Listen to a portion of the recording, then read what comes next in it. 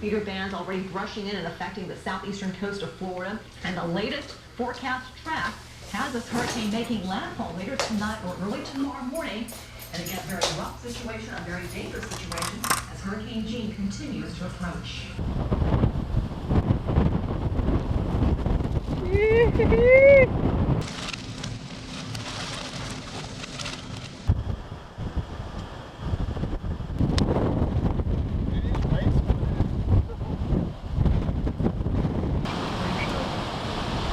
Is that wide angle on there?